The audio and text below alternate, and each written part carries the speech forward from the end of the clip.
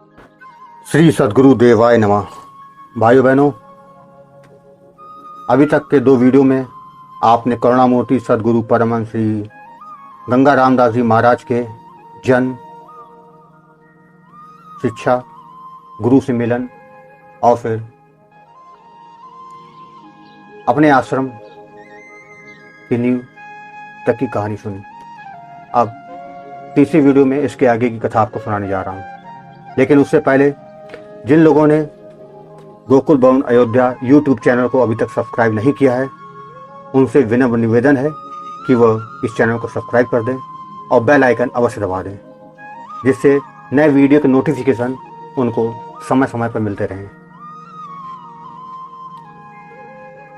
संत शिरोमणि आनंद परमहंस श्री राम मंगलदास जी महाराज के परम शिष्य परमहंस श्री गंगा रामदास जी महाराज के बारे में मैं क्या कहूं। उनके बारे में बोलना मतलब सूरज को दीपक दिखाने के समान की बात होगी। अब उस कथा को आगे बढ़ाते हुए बताता हूं। इंसानियत का दर्शन उन्होंने दिया। कहते थे कि किसी जाति या धर्म विशेष के व्यक्ति की ही नहीं, परंतु उसके अंदर के मानवता की कदर होनी चाहिए। हर समाज में अच्छे बुरे लोग रहते हैं। एक बार कुछ लोग आश्रम पर आए। वे एक हिंदू संगठन के कार्यकर्ता थे। आश्रम में आते ही नारा लगाए, हिंदू हिंदू एक हों। श्री महाराज जी ने कहा, ऐसा नहीं, यदि नारा लगाना ही है तो ये लगाओ, मानव मानव एक हों। इस पर वे लोग आपत्ति की और बोले, हिंदू और मुसलमान में से हिंदू अच्छा और मुसलमान खराब होता है। आपने कहा, सुनिए, मैं ज्यादा कुछ नहीं जानता। आप लोगों को अपने जीवन की एक घटना बता रहा हूं जो इस प्रकार है। आप सभी सुनकर निर्णय कर लीजिएगा। उन्होंने कहा, एक बार मुझे जमानिया जाना था। गाजीपुर से स्टीमर से गंगा पार करके उस पार तड़ी घाट उतरा। आखिरी सरकारी बस लगी थी। टिकट के लिए लाइन लगी थी। मैंने सोचा मेरे टिकट लेने तक बस भर जाएगी, मुझे खड़ा खड़ा जाना पड़ेगा। इसलिए लाइन में खड़े एक सज्जन से कहा, मेरी भी एक टिकट ले लीजिए। उस व्यक्ति ने सीधे इनकार कर दिया। तब तक लाइन में खड़े एक दूसरे सज्जन पर मेरी निगाह पड़ी जो तिलक लगाए हुए थे।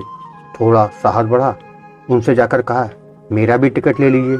वे झिड़क दिए, हटो, मैं किसी का टिकट नहीं लेता। जब तिलक वाले ने भी डांट दिया तब किसी से भी कहने की हिम्मत ना रही। सबसे आखिर में मैं ही खड़ा था। सोचा जब सबसे बाद में ही टिकट लेना है तो फिर लाइन में खड़ा रहूं या नया, क्या अंतर पड़ता है। सोचकर टिकट खिड़की के पास ही खड़ा हो गया। लाइन में सबसे आगे जो सज्जन खड़े थे वे मुसलमान थे। जब तिलक वाले ने भी डांट लिया तब भला उन पर धर्मी से कहने की हिम्मत कहाँ रही। मन में संकल्प विकल्प हो ही रहा था कि उन्होंने पूछ ही दिया, आपको कहाँ जाना है। मैंने कहा, जमानिया। मेरी मुट्ठी में टिकट का पैसा था। उन्होंने झटके से मेरी मुट्ठी पर अपना हाथ मारा और मेरी मुट्ठी का पैसा उनके हाथ में चला गया। टिकट खिड़की खुली। डाक टिकट बाबू को पैसा बढ़ाते हुए उन्होंने कहा, जमानिया का एक टिकट स्वामी जी का और एक टिकट मेरा। आश्चर्य हुआ कि स्वामी जी सब तो हिंदुओं में है। मैं सोचने लगा, समझ में आ गया। उन्होंने पहले मन से, फिर कर्म से और अब वाणी से ही सेवा कर ली। टिकट लेकर बस में एक ही साथ बैठे। मुझे जमानिया में जहां जाना था वे भी वहीं उतरे तथा एक अन्य सज्जन को मेरे गंतव्य तक पहुंचाने की सिफारिश भी की। बाबा गंगा रामदास जी महाराज कहते हैं कि वे ना हिंदू थे और ना मुसलमान, वे केवल इंसान थे। सभी लोग इंसान बने तभी ईश्वर के प्यारे होंगे, तभी समाज का कल्याण होगा। वो कहते थे, सबका मालिक केवल एक है। आपने एक बार ईश्वर तत्व की विराटता का दर्शन किया और अनुभव हुआ कि परमात्मा के यहाँ कोई भेदभाव नहीं है। घटना उन्हीं के शब्दों में आपको बताता हूँ। एक बार घूमते घूमते सादियाबाद की मस्जिद में चला गया। नमाज का समय था, लोग आने लगे थे। मैं सबको पैर छूने लगा। उसमें से एक बिगड़ा, इस पागल को बाहर निकालो। दूसरा बोला, क्यों? बाहर क्यों? क्या वह इंसान नहीं है? पहले ने कहा, इंसान तो है मगर पागल है। यदि नमाज करते समय पैर छूने लगा तब क्या होगा? विक्षेप पैदा ही होगा। दूसरा चुप हो गया। दोनों सही थे। दोनों ही सत्य की लड़ाई लड़ रहे थे। अब पहले वाले ने मुझे घसीट के बाहर करना चाहा। मैंने सोचा जब पागल ही ठहरा तो ये मारेंगे तभी निकलूंगा। उसने पूरा जोर लगाया, मैं भी अड़ गया। वो थक गया परंतु हाथ नहीं चलाया और दूसरा भी कोई उसकी मदद को नहीं आया। उनमें कितनी इंसानियत है कि किसी ने मारा पीटा और ना ही अपशब्द भी कहा। बाहर कुएं की जगह पर खड़ा होकर दृश्य देखने लगा। नमाज के वक्त अद्भुत शांति छा गई और ईश्वर दिव्य रूप से वहां प्रकट हो गए, परंतु नमाजी लोग उन्हें ना देख सके। इस समाज की कुछ बुराइयां हैं। उनमें से एक भयंकर बुराई है छुआछूत की। जन्म के आधार पर किसी को भी अछूत मानना ईश्वर के प्रति घोर अपराध है। जन्म के आधार पर ना कोई ऊंचा होता है और ना कोई नीचा। सब व्यक्ति के कर्म ही उसको महान बनाते हैं। एक बार एक जाने माने धर्म गुरु ने घोषणा कर दी कि हरिजनों के मंदिर प्रवेश के बाद भगवान विश्वनाथ जी मंदिर छोड़कर भाग गए। बाबा गंगा रामदास जी महाराज कहते हैं, क्या विडंबना है। यदि हरिजनों के प्रवेश से भगवान भाग जाएं तो उनका नाम फिर विश्वनाथ कैसे होगा? बल्कि सवर्णनाथ होना चाहिए। परंतु वे तो ठहरे विश्व के नाथ। हरिजन भी तो उनके बनाए हुए हैं। आप कहते हैं कि अपने आप को ऊंचा मानने वाले लोगों को देखा जाए तो उनके अंदर मिथ्या, आडंबर, अहंकार के अलावा कुछ भी नहीं मिलेगा। अंदर से सत्वहीन लोग ऊपर से दिखावा भर करते हैं।